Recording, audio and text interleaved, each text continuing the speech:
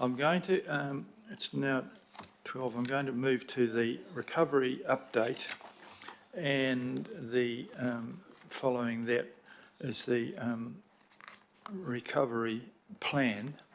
We'll do those two and we'll see how we're going for a possible lunch break before we tackle the government working party, but it just depends on here. But these two are basically these items follow one along the other and are largely the same team. Is that correct? Mason has taken some of us through this already. You're all fairly well aware of what's coming here, but these are very important issues. So if you would like to you identify who's leading this. I'm never quite sure. It's a Matt or Mace these days, or perhaps others are taking over. Welcome, you three. Thanks very much. Thank you, Your Worship. Councillors, and I just get the opportunity to say good morning. I'll just briefly set the scene, a quick introduction, and then I'm going to ask first Mace to give you some feedback, and then Linda. I think it will be clear in the document, which I'm assuming you've read, that clearly now the Recovery Office is moving strongly from a planning focus and producing, how categorisations work and writing a whole bunch of documents and policies and processes into doing things really strongly. There's a strong focus in the document on implementation, on community support, on communications with affected homeowners, and as you might imagine, although it potentially doesn't say it specifically in the report, a big focus on data. All of these interactions with homeowners and site investigations and communications and so on produce a really big pile of data when you're dealing with thousands and thousands of homeowners. So focus now on what do we do best with that data? How do we keep it safe? How do you have one source of the truth for all of that stuff? Mace is going to talk about the natural and built environment shortly, the progress specifically on buyouts, Category 3 buyouts, that Phil talked to in his opening. He's also going to talk about Category 2P. We've begun to assign Category 2P to homes now, which is fairly remarkable considering it was only signed off by this very group about 3 weeks ago. So we're into that work already of assigning Category 2P. So much so that we've actually now had our first homeowner conversation where they didn't like the idea of Category 2P and thought there was some more information that we should have shared with us. And we've reviewed that Category 2P and changed it and revised it to a Category 3. So we're that far now into this work that we're actually working with homeowners who want to contest their categorisation and even changing categorisations just this week. Linda's going to speak as well, particularly about community and social welfare. There's considerable sums of money now within the Recovery Office for community and social welfare, both from NGOs, the Red Cross is a really good example, and various central government agencies that we have stewardship of. So Linda's going to talk to some of that stuff. And then I'll jump back in finally. You'll have seen that appended to this report is the storm response fund, an update on the storm response fund. I'll just talk briefly to where that's got to over the last little while. Yes? Kia ora, Your Worship and members. I'll take the first set and then hand on to Matt. Just in terms of categorisation, we have over 2,200 properties that have been recruited into the scheme.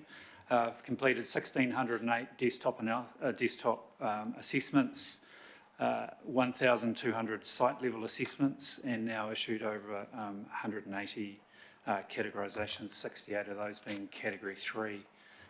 And 9, as Matt said, in the Category 2P, and 4 Category 2A, which require further investigation for a community-level intervention. The methodologies have been continually had quality assurance, and our expert panels have signed those off. Just in terms of some of the infrastructure work for roading with Auckland Transport, 803 sites have been reviewed for flood resilience programs, and 314 of those are over $250,000 for each project. Of the 1,876 projects completed by Auckland Transport, that's 54%, 1,876 projects have been completed for infrastructure, or 54%. For transport, that's 980, or 52%. And parks, community facilities have completed 61% of their projects, or 896 projects. So a significant focus on getting that infrastructure back up and running. From a placard and compliance point of view, we're down now actually under 200 reds. That's for this report, that's 10% down from last time we reported, and 1,003 yellow placards, or 6% down. And you may remember we started with a total of 608 red placards being issued and 2,292 yellows. So significant progress, people getting back into their homes, being able to repair their homes. We're getting down to the difficult ones. For community engagement, there's been homeowners handbooks produced for Category 3 and Category 2P, really to take people through that process, and we've had extremely good feedback for that information from people, as difficult as it is for many who are facing significant issues. We have a webinar planned for this coming Monday on the 18th. 800 people have registered for that webinar, so we continue to get information out through various channels to make sure people are well informed, and that's been a real focus. And the community feedback generally has been good, but a strong message to keep progressing, keep a focus on that work so that people can get out of harm's way and get on with their lives and families. We have a letter going to all homeowners this week before Christmas to provide updates of where we're at in the process, so that communication is critical. And I really thank members and everyone who's been supporting us in doing that. The future focus, as I said, is around categorisation. We expect to have over 75% completed by the 31st of March. The next period will be the more difficult ones, and largely related to those community level interventions for resilience projects. The buyouts will be a focus. We have the first buyouts planned for possibly next week, but certainly January. A deconstruction will follow quickly on, and we've got that program underway. And then there's the future land recycling program and future land allocation. We have submitted our first claims in advance to the Crown Infrastructure Partners and the Cyclone Recovery Unit, and we will be reporting back to you on the cash flow for that in the new year, so that you can see the progress we're making. And we've engaged directly with the Crown around the scheme plan rules, and the new Ministers for Finance and Emergency and Recovery will hopefully approve those very shortly, along with looking at how 2P projects are funded, which bucket. There's certainly provision in the agreement to fund them under the Category 2 bucket. It's just making that an efficient process so people can move on. So we're really pleased about how that's going. And if I can hand over to Linda. Thank you very much. Kia ora koutou. Look, I'm not going to repeat everything that's in the report. I'll assume that's been read, but I did want to just have a chance to talk with you prior to Christmas. We do know that this is going to be a tough time for a lot of the whānau who have been impacted by the weather events of this year. So I just wanted to give you a little bit of reassurance about the work that we're doing within the Recovery Office to support that. What we are, as you will be hearing, those compounding impacts that people are feeling of the financial, the housing and the mental wellbeing strain. I guess I want to reassure you as well, though, that for most people, they will be able to cope. Their friends, their whānau, their churches, their communities are doing an incredible job of supporting them. And it's only a small amount who are going to require more individualised or clinical type support. So we're working kind of at all ends of the spectrum to make sure people have the support that they need. So one of the things that we're doing is that we've been working with the Red Cross to think about how we get money to people to make Christmas a little bit easier. And so we've had the team over the last couple of weeks contacting those whānau who we're working with and offering them vouchers for a range of different shops as such, so Mitre 10 or Pack and Save or the Warehouse, places they can go get some kai for the Christmas table, where they can get presents for the kids. So we've had a fantastic response to that, as you can imagine. We still have money sitting there in the recovery office though for people outside of this scheme who require support. So this is just a little Christmas cheer that we're trying to give to people. We also last month got agreement from Te Whatuora and MSD to bring their funding that they got in through Budget 23 into the Recovery Office so that we could work with them to distribute that to the most appropriate places.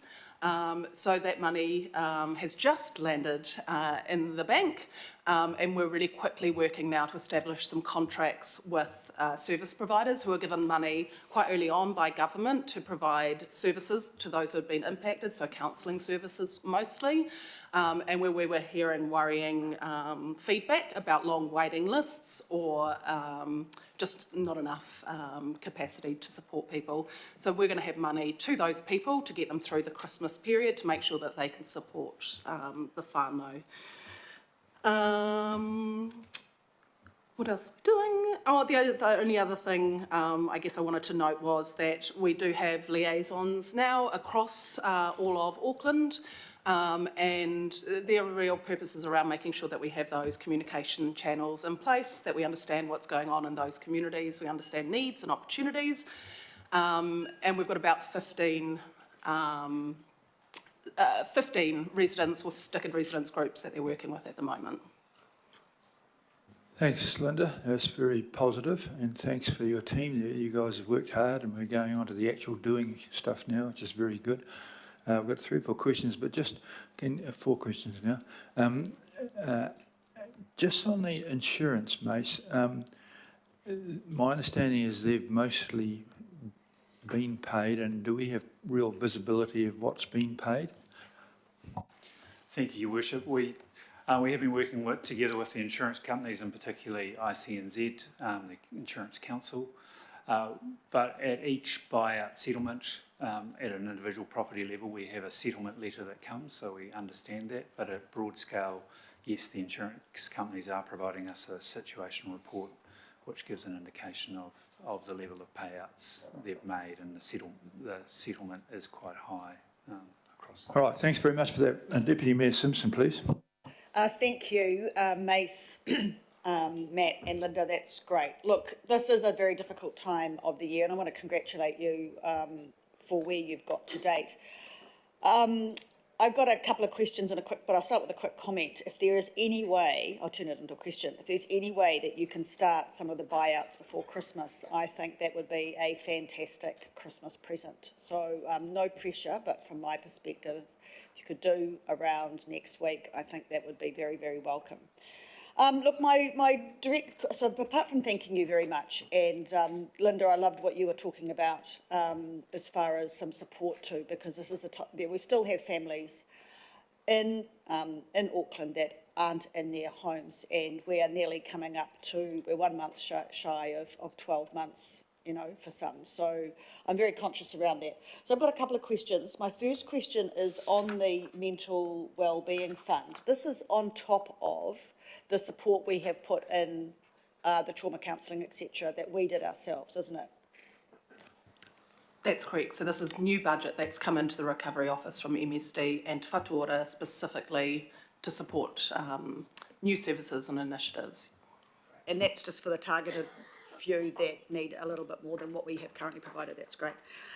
My second question, and I think, you know, you're to be congratulated on the negotiations, the 2Ps, the Category 3s and stuff that you've had with homeowners. But I'm interested to know how many or what percentage do you think of the categorisations that you've issued are resulting in disputes? And then what does that tell us about how successful we have been doing the negotiations? I'm not talking about people who've said to you, actually, here's some more information, I think you've got it wrong, and you've looked at that and you think it's wrong. I'm talking about where we've got to disputes, because it was really important that we provided the opportunity for these people, if they really felt something was wrong and we disagreed, that there was a process for that. So do we have any idea where that's kind of landing at the moment, to give us any idea of how successful we've been in our negotiation and categorisation process? Yeah, thank you, Deputy Mayor. Good question. Yes, we do. What we're seeing so far is around about 10% of homeowners have got relatively substantial feedback on their categorisation. So 10%. None of them have yet become fully fledged disputes in terms of the kind of formal dispute process that we've allowed people to enter into. They're all mostly still conversations and a backwards and forwards with the sharing of more information, which was the case with the one I talked about, actually, the 2P that became a 3. We managed to resolve relatively amicably just by a share of information. So 10% are in conversation with us, but no sort of angry dispute stuff going on as yet. They're all still conversations, really. Wish, I think that's a great credit to the team. So I just want to say a huge thank you for that. And just so I can put a comment in, I don't have to speak again. Thank you very much for all you're doing to make the Christmas season that much better, if they can, for those who are still affected. Thank you. Very good, and I agree with that. Councillor Ferry. Thank you. And I guess I'll start with a thanks about the picking up the webinar after our last discussion and holding another one. That's great, and good to see that there's already been high levels of registration. What I wanted to ask about is a couple of things. First is the categorisation. I think, is it fair to say that so far you've been quite focused on Miruai and some of it's been about trialling approaches, right? And I understand that. Do you have a sense of when, is there going to be a suburb by suburb rollout? Is there some, because that's the thing I'm getting from people in my ward is, when are they doing this suburb, when are they doing that suburb?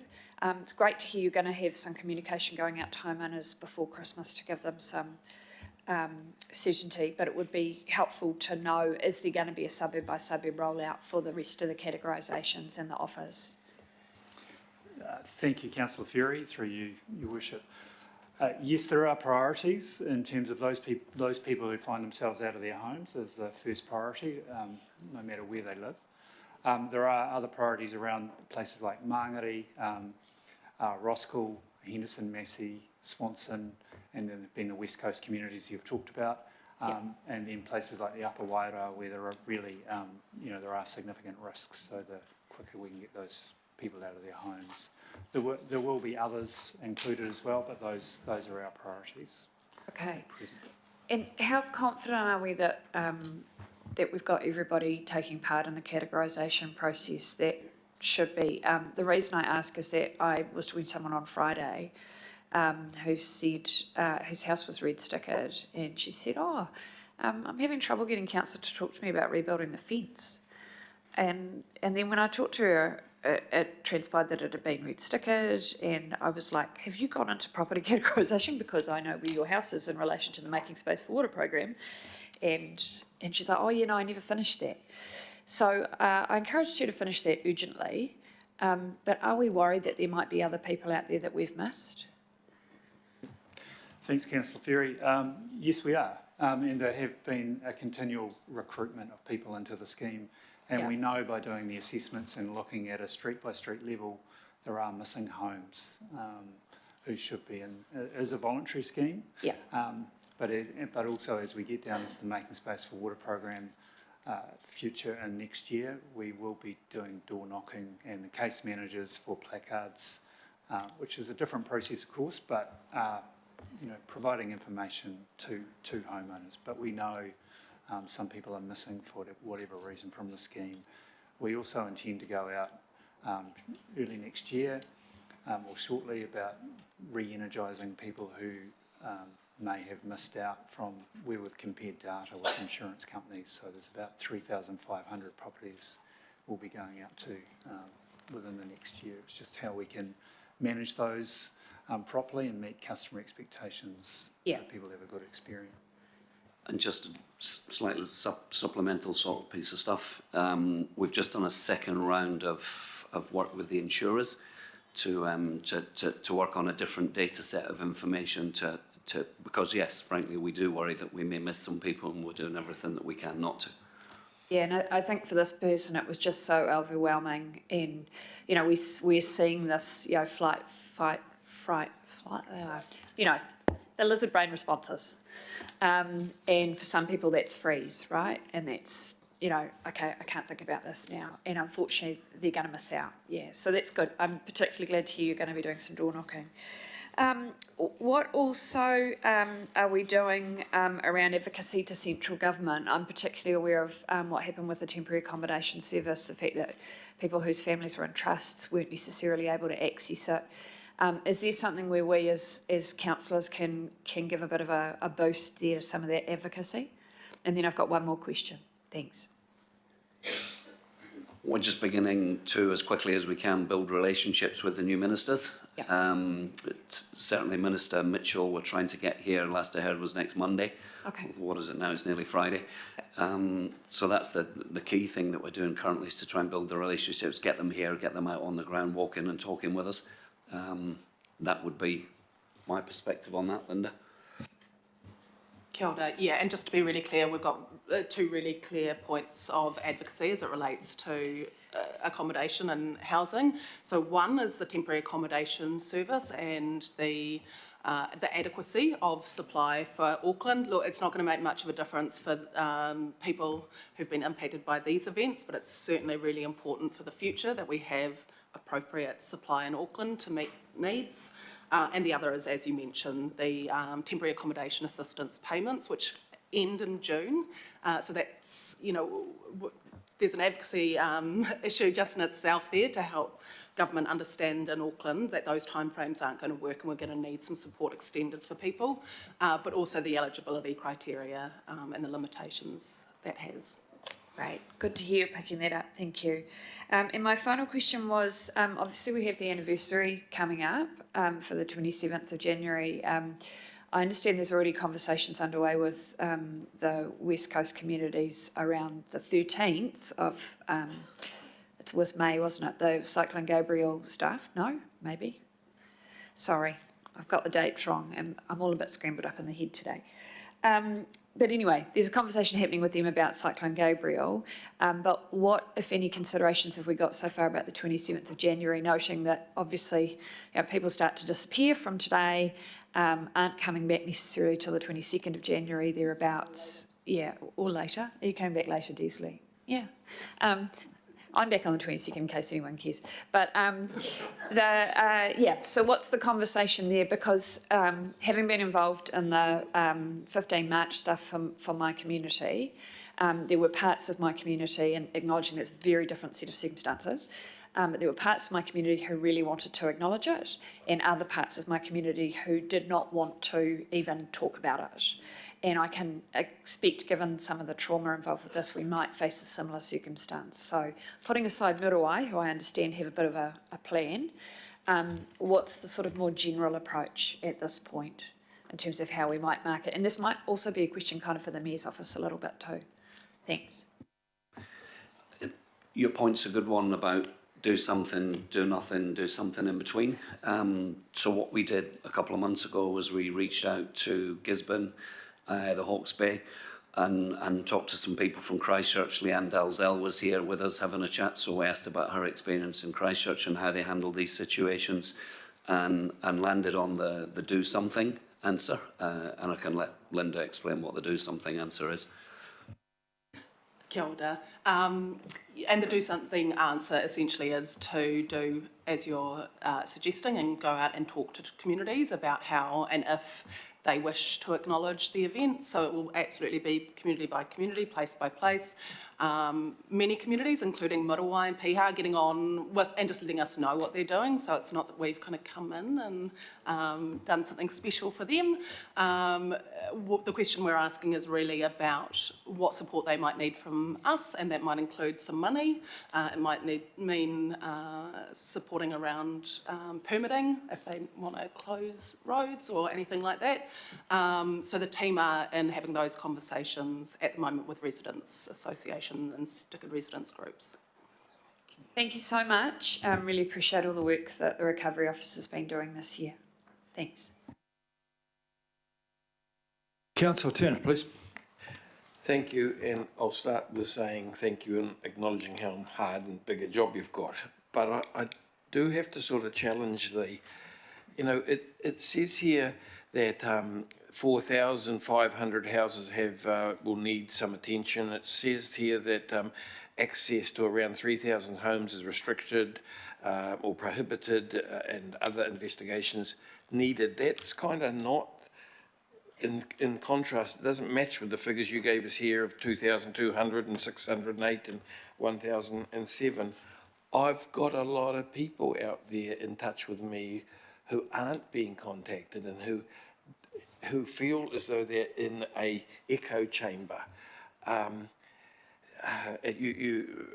Tucker, you mentioned here about your big data set. Do you consider that data set complete? You know, how much ongoing are you seeing in this? I know I don't consider the data set complete. Councillor Turner, a bit like the conversation with Councillor Ferry, and still having a couple of significant bits of stuff to do to make sure we try and capture everybody that we need to capture. As for specifics and numbers and statistics, I might defer to Mace to talk about the numbers that you referenced. Page 27. Thank you, Councillor Turner. Certainly the 4,500 numbers and 3,000 homes with restricted access, those are the high-level numbers through this series of weather events.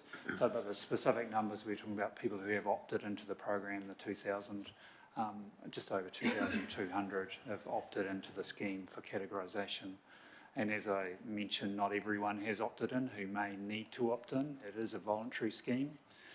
So that's one of the challenges I think we'll face. So the people I've been talking to, and there'd be a core of 15 or 20 spread across West Auckland, my question has been to them, have you opted into the scheme?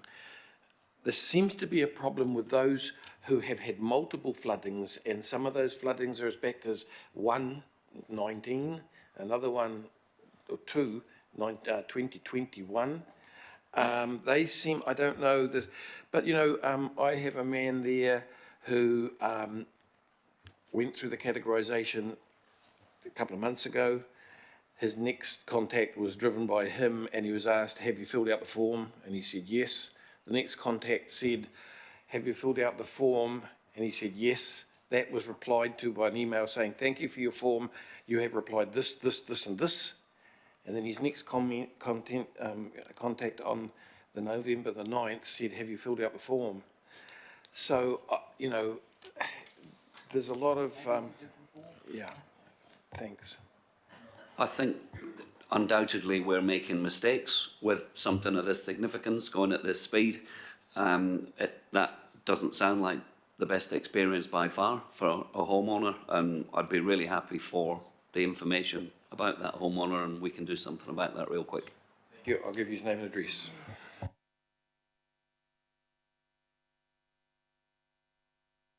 Hey, Councillor Watson, please. Yeah, it's really in a similar theme, and I understand the difficulty when it's voluntary, and where people may be falling through the cracks. And I have got a specific instance in it, and it goes to this notion of people are under stress and what we're doing to try and help them out. So, in this instance, the person said that a rates payment had been taken out of their account without them knowing about it. What is the actual situation? Could you just clarify the situation with rates? I thought they were being, forgiven for these properties that this person tells me their house is uninhabitable, has been since January. Yeah, kia ora. The rates remission is automatically applied to those that are red stickered because it's really clear through that RBA placarding that they can't live in their property. For those that are in a white or a yellow stickered property, they need to contact us and show proof of uninhabitability. And there's a number of easy ways that we can work with them to do that, but it's not automatically applied, that remission. They need to contact us through that, yeah. So that brings me to my second more generalised question, and it goes to the notion of people who, despite everything, are perhaps just not doing the right things to maybe get recognised or get into the system. I know Mace mentioned about door knocking.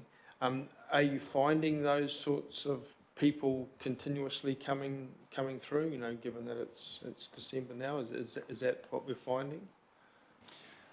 Thanks, Councillor Watson. Yes, we are coming across those people either through community events, through our navigators and others, who we're coming across who haven't had the capacity or capability to fill a form in and enter into the program, and reaching out and helping them is all we can do. Right, so the final question in that respect, and I'm thinking of this person I'm dealing with, is there a sort of like a priority response, particularly at this time of year, to someone who meets that category as far as getting back to them goes? We do have quite a lot to get through, but we certainly take individual circumstances where those are needed. Okay, thanks. Thank you for that. Councillor Henderson, please. Yeah, thank you, Mayor. Two questions. Firstly, I think we're talking about people falling through the cracks, and there's a fundamental question here around trust in central and local governments. So my question is, how are we building trust in affected communities so they feel safe to engage in the process? Kia ora. Yeah, you're absolutely right. We recognise that building trust is a key area that we need to work on, and it's been a bit of a challenge in some communities, to be honest. There hasn't necessarily been high levels of relationships within those communities. So we've really focused on going in and meeting with local leaders and people who are already operating in those communities, and building relationships with them. We've been really successful through that, through the consultation that we undertook on the recovery plan. We worked through those local organisations to engage, so that they could engage with their communities on our behalf. And another thing that's, we're only only weeks into it, but we have now launched our NGO and iwi navigators, who are placed within those NGOs and iwi organisations within community, and the benefits of that have been enormous in terms of building that trust and confidence, but also, speaking to the former point, identifying those people who we haven't been able to reach and getting them to engage in the categorisation process, helping them to understand what support is available for them. Cool, thank you. I've got a couple more, thanks, Mayor. Firstly, and this is building on Councillor Ferry's question, it's a question that I've asked in the past, and I've been assured that I would actually receive a list of affected suburbs and when they'd be assessed, but I still haven't seen anything like that. It certainly hasn't been forwarded to me. So what would be really helpful is if we could get a list of the suburbs, what stage of the process they are in, and for that to be collated in one document that we at least circulate to councillors, because people do ask us these questions. So is that possible? We can provide you with a list of priority areas, Councillor Henderson. Yes, that's possible. Okay, thank you. Probably, yeah, the priority areas, but also kind of all areas that are not necessarily considered priority ones, and how far along they're in the process, because, we get asked, okay, thank you. My last question is, I'm continuing to be concerned about kind of family makeup and mental health outcomes for people that have been affected, and a year on, this is going to be particularly stark. So are we assisting in kind of providing mental health services or helping those two affected communities?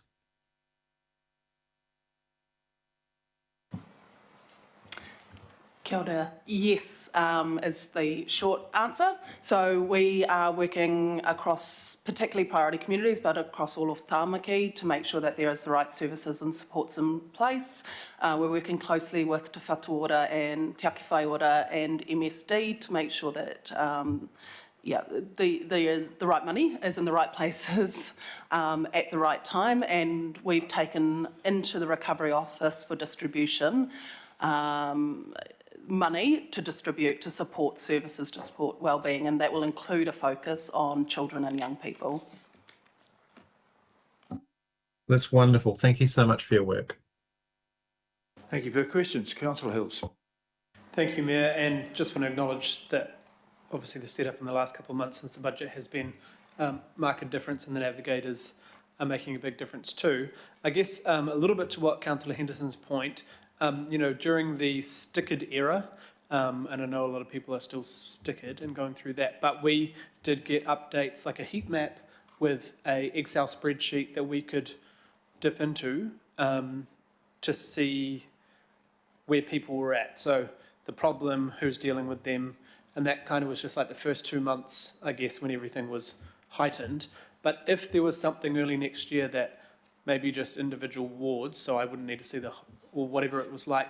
So then, because we're getting lots of random things, and then I shoot it off to parts of you guys, and then it goes back to other people, and it's probably creating a lot of work for you all, and it creates a lot of work for us. If there was some way, or even if it wasn't us being able to access it, but if it was just a monthly or bi-monthly update of a spreadsheet of our wards at least, and then it could say, because I know the stickers are different, but people are still confused that stickers mean categorisation. If it was able to show the work you've been doing with them, if they've been picked up, if they're a category, and then there's a whole lot of other stuff that is very complex that I think maybe us as councillors are maybe causing more work for you because we get the email and try and fix it. Is there anything being set up like that? Yes, there is. It exists already. We have just set it up in the last few weeks. It's precisely as you describe, actually. It's a heat map that shows categorisations, where site visits have taken place, etc., kind of generated out of GIS type stuff. We would intend to share that with you in some form or other, and early next year would be a good target for that, just to figure out how best to kind of manage and communicate that to you. Okay, thank you. And at the moment I'm getting a couple of complex issues pop up. One around works consented. So I think these people are not category, but they've had works done under emergency conditions, and then now we're not giving code of certificate of compliance and things like that. Is there a dispute or a way to help these people? I'm understanding we should all work within the law, but under these kind of conditions, are there going to be ways that we help out these people, who may have made a mistake or done something outside the RMA to try and save their house, and now, is there a dispute process with that as well, or only going to be with the category 2s and 3 situation? Thanks, Councillor Hills. I can take that up with Mr. Hobbs or the regulatory team, just how that's working through. But I know they are assisting with triple Cs in terms of getting people through that process. Cool. And very last question, when issues are abutting public land, is there someone from the team dealing with that kind of separately? Because often it seems to be Healthy Waters Parks, you guys all working together. Is there a main lead in the recovery office that can help with those sorts of issues when they crop up? Certainly we can look at that, but largely if it is public parkland, certainly go to Parks and Community Facilities. If it's something to do with stormwater, go directly to stormwater, and they can handle that through normal BAU processes. Thank you. Councillor Philippine, please. It was just the side that got me. So look, the exercise is going to be even more. just Matt, I just wanted to know how your business case is going on, because you've just heard a lot of the issues again, as the team have. But when is that business case coming together? Because I think that'll solve a lot of problems. I personally will be supporting it. So look, I just leave that with you and just see when it will be available. Thank you. I'm not entirely sure what you mean when you say business case. Certainly we have made a bid, I'm not sure if that's the right word, in the LTP for what we need in the Recovery Office next financial year. The intention is to have the Recovery Office in its current form as a group of people sort of separate to BAU, wrapped up at the end of the next at the end of the next calendar year. So December 24, the Recovery Office will have handed back all of its activity to the relevant places in council. An example might be demolition. So demolition would go back to Barry Potter's team, and INES would be an example of one of the things that we need to hand back to BAU. So yeah, in terms of business case, so for the first 6 months of the next financial year, we've put a request into the LTP, and that's based on going as fast as we can for the affected homeowners, which was your question previously that I think you're referring to. How can we go as fast as we can? Yes, it was, because the issues that I had brought to your attention and your team, and you've also heard more around the same issues. This is why I asked, in fact, that if we had the people that, the staff that could do the categorisation. I mean, one in particular, yeah. So look, I'm not going to repeat. That is what I meant by the business case. You then, at the time I asked, you said, yes, that is something that we will be looking at, and sooner the better. That's the reason why I wanted to get an update, because this is an update report from your office.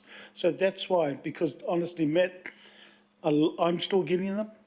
Other councillors around this table, I have no doubt the local boards are still receiving them and passing them on. I'm trying to make at least the work that you're doing, your team's doing, I believe a heck of a lot easier, and hopefully less issues coming to you. That's why I've asked again. I really appreciate the suggestion that should we need extra funds to go faster for the affected homeowners, that they're potentially available. What I'll tell you is, and the Mayor has spoken to this frequently, is you can only get so many people. Flood engineers, geotechnical engineers. We've already got people working in Australia on desktop work for us because we just can't get them in New Zealand.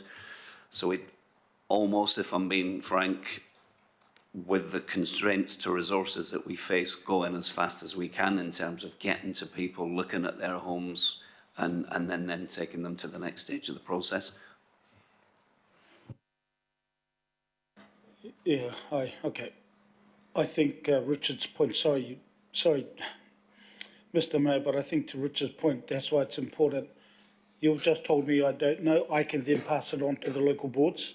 So the information sheet that Richard was talking about around what you're doing, why we can't do it even further, is so important. Then at least we can be your voice. So thank you.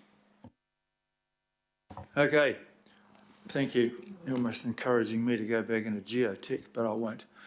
Councillor Fletcher, please. Thank you, Your Worship. My question surrounds perception amongst some of the so-called flood refugees that the Mount Eden area has been deprioritised. And so it sort of feeds on questions that Councillor Ferry asked of our area. What comfort can we give in terms of the sequencing formally before Christmas to these people affected?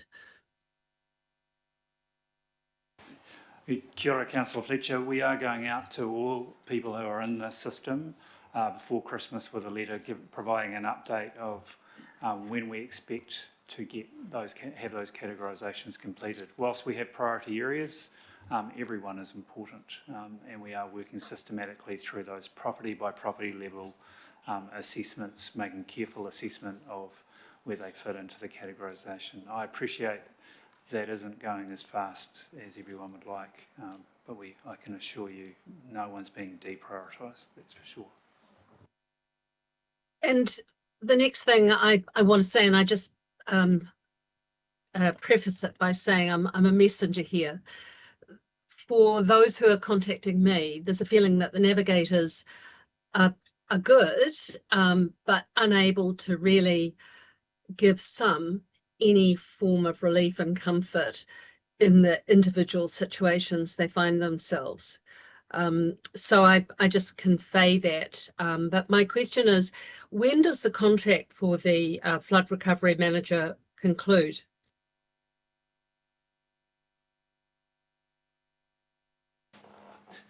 If I might, I can handle that question. It can, on paper, it concludes before the work will be finished, and there is a discussion required between myself, Matt, and yourselves in the new year. I might just leave it there because it's a quite. I understand. I don't want to get into anything sensitive, but I'm conveying points that are being posed to me as an elected member around people's perhaps cynicism that, you know, the work won't be concluded and positions might be disestablished. So I just want to signal that there is an ongoing sense of uncomfortableness in the current situation. But despite that, I thank those that are trying to help and just convey my most sincere sympathy to those that are affected by this terrible thing. Yeah, thank you, Councillor Fletcher. I just further on your question and to manage expectations around the room, it is very clear, given the volume of work and what still needs to be done, that this will extend beyond the middle of next calendar year, which was what was originally on paper. Hence the budget bit that Matt referenced in answer to Councillor Filipaina's question. And so there's both a budget and a people aspect to this. We're communicating into the Recovery Office that we will be continuing beyond the end of June next year of necessity, because that's what the program indicates. So I'll be back to you in the new year with other aspects of getting that sorted. And to finally finish that off, I've asked for some progress cash flows because, in fact, we had a global lump, but the ability to deliver on time has been, they now know better because there just aren't enough of the people with the sort of qualifications that I had for this, you know. So I'm going to now it's going to be moved by Councillor Fletcher, I think wanted to move this. Yep. And seconded by the Deputy Mayor. All those in favour, please say aye. Contrary, carried. It's 12:47. I'm going to take a risk. There is a nice lunch out there, but I would really like to knock over the Tamaki Makaurau recovery plan, which is a grouped kind of thing. A lot of the questions you've asked with regard to the recovery plan have been asked already. This is a formal document. Denise is going to join us here, I think, and run through. This is a document that is legislative required, but it is required by expectation that we have this. And so you'll have read this, or at least you all should have. It has had the benefit of the work that's been carried out by Matt's team so that it's more practical than what we would have had before we had this. And so I think it's quite a good document. I'd like you to address this. Is that you, Denise?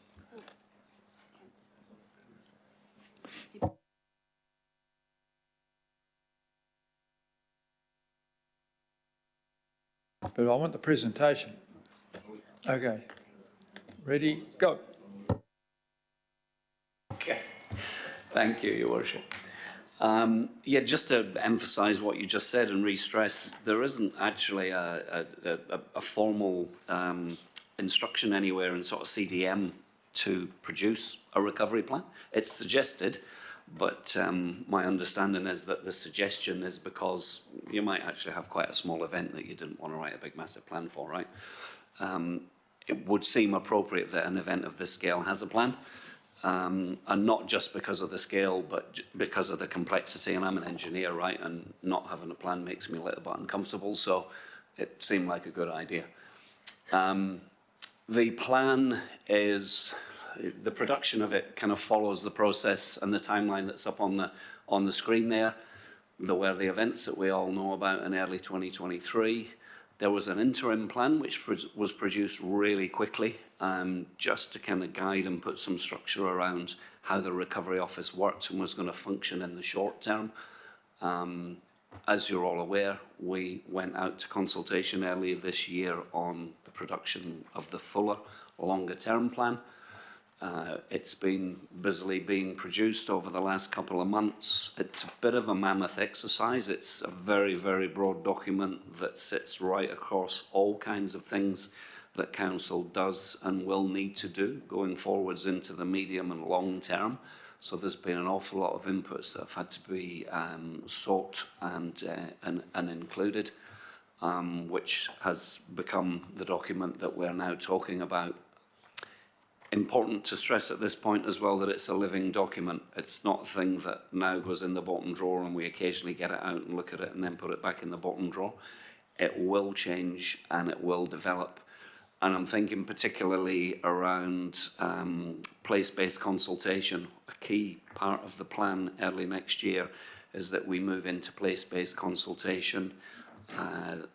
Obviously, the effects of these weather events have been different in different areas, and it's really important that we take that place-based look at the future early next year. And there's there's an important, it's the right word I'm searching for here, collaboration required with AEM when we start that place-based work next year. AEM are doing something similar for different reasons in terms of the next response and how they can do that better with a more place-based focus. So we want to be having those conversations in parallel. You would know better than me that the community doesn't want to be constantly asked for consultation on this and consultation on that. So we want to try and combine those conversations.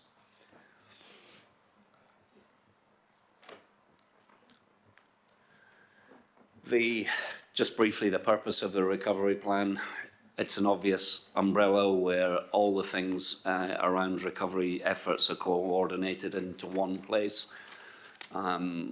It talks about and then explains principles, outcomes, objectives, etc. It gets into quite some detail in describing work programmes in the 4 whenua, which is how we've structured the document. I'm sure you've read it and you'll know what I mean when I talk about the 4 whenua in there. And some detail around how we're going to do what we're going to do and when. It identifies the people that are going to do things and when they're going to do them and how they're going to do them. Talks about funding, and we'll come back to that a little later, how some things are funded and not funded at this stage.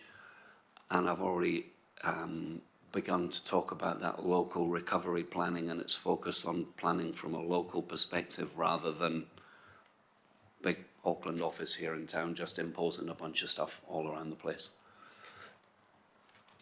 Denise?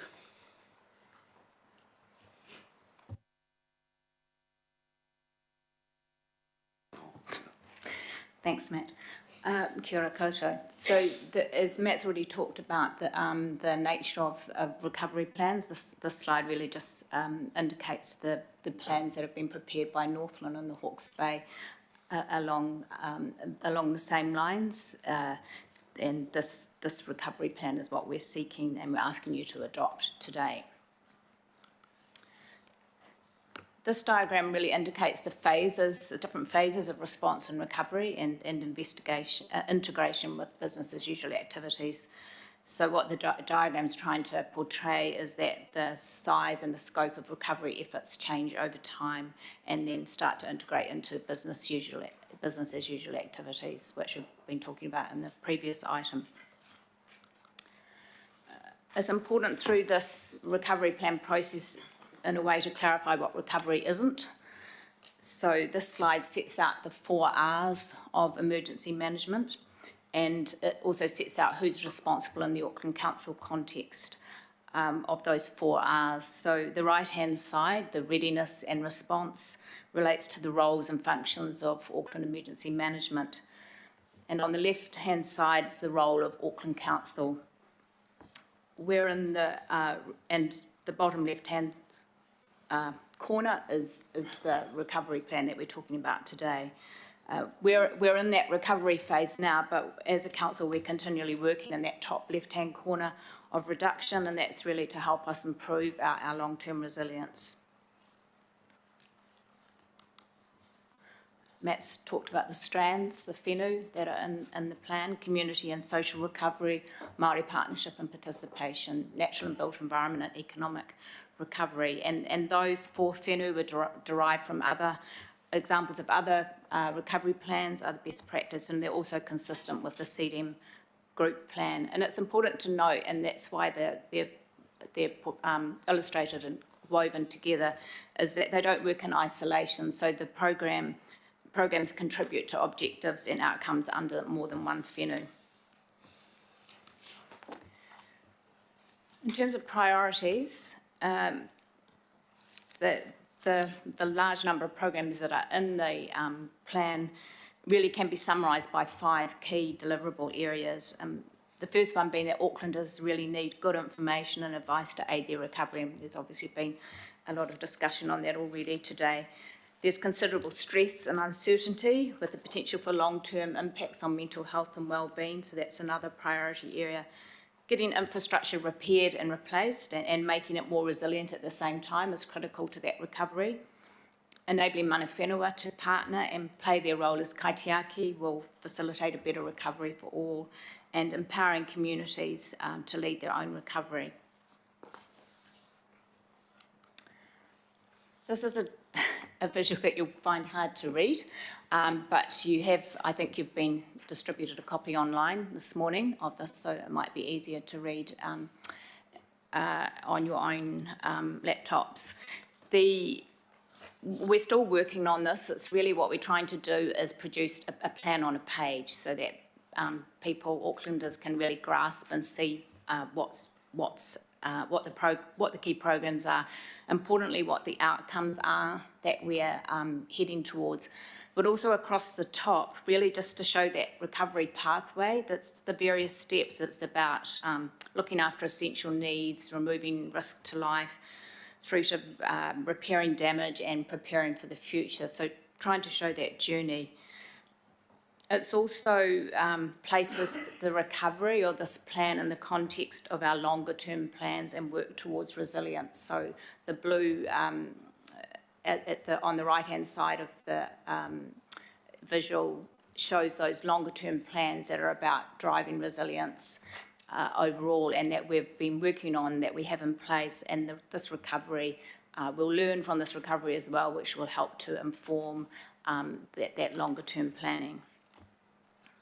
The Recovery Office sits along the bottom there, and that's talking about the exit and handover of activities to business as usual that will occur as we work through that process. So we'll do further work on that as we finalise the document and make that available to people online. We're not seeking additional funding through this plan. Where the plan currently notes part-funded or unfunded items, we intend that these will use existing program budgets, and so we're just doing some more work to finalise and confirm these and we'll update the document before publishing with that information. So the plan will be published online in January once any feedback from today has been incorporated. You have a designed version which has been provided to you just to give you an idea of how that will look. It's obviously there's a few gaps in there in terms of some images, but it's really just to give you a sense of what the document will look like. The one that was attached to the agenda was just a Word document. We'll report implementation progress on a monthly basis to the governing body, and that'll be based on the monitoring framework that's in Appendix 4 of the plan. And as Matt said before, the document's a living document, and we'll review the plan in June and update it if necessary, and we'll be doing that as part of the exit strategy. That's a key critical part of recovery, and the Recovery Office is developing that, and we'll seek your approval on that in June. So thank you. We're seeking adoption of that plan today. Thank you very much. I'll take a couple of questions, and then we're wanting to adopt it today is what we're trying to do, and that's part of it. But again, we will have a living document, which will be a good thing into the future. Ken Turner, please. Thank you. I put on record now that I haven't read the document. I've glanced at it.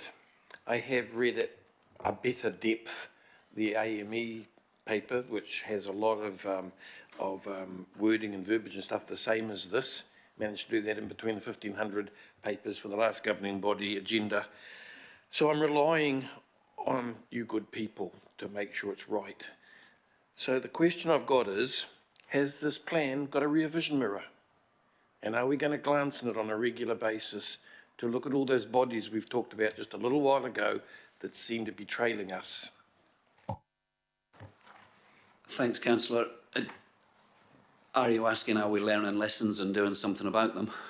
No, I'm saying that as we step forward, we leave steps behind us, and I want to make sure we've still got some feet back there on those steps, because there's still issues sitting there.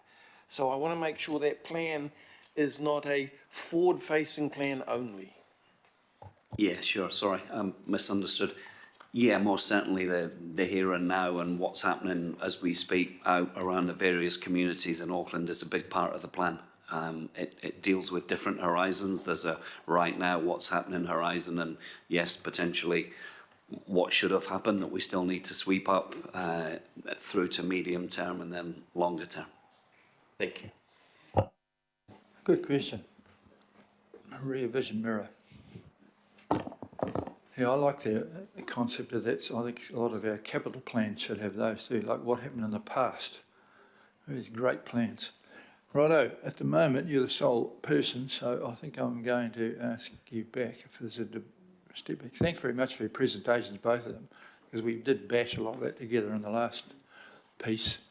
Thank you, Mace, Linda, Matt and Denise. I'm going to move that we adopt this, and it's going to be seconded. Oh no, Simpson and Hills have jumped in, and that's fine with me. I'm going to move that we put this now, that we adopt the thing, noting clauses A, B, C and D do cover off, so that we will have further presentations developed for in July 2024 as a living ongoing one. So all those in favour, please say aye. To the contrary, carried. Now I'm going to pause. Your Worship, I wish to abstain. I don't believe we've made enough progress, and I can't support it at this stage. Okay, well, we'll note that. Thank you very much, Councillor Henderson. I'm going to... Fletcher, rather. I'm abstaining. Yeah, hang about. Up there today. Well, I glanced up and the pictures in front of me have got you right beside each other, so my humble apologies, because you look the same as not a picture. We'll note that.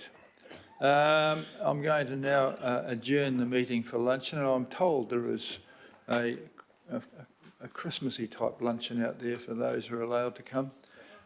I don't know what that means, but we will go and find out. But Sandra with an R says it's worth having lunch this time, so we don't do it very often. Ho, ho, ho, Merry Christmas. I'll see you back here at 1:30.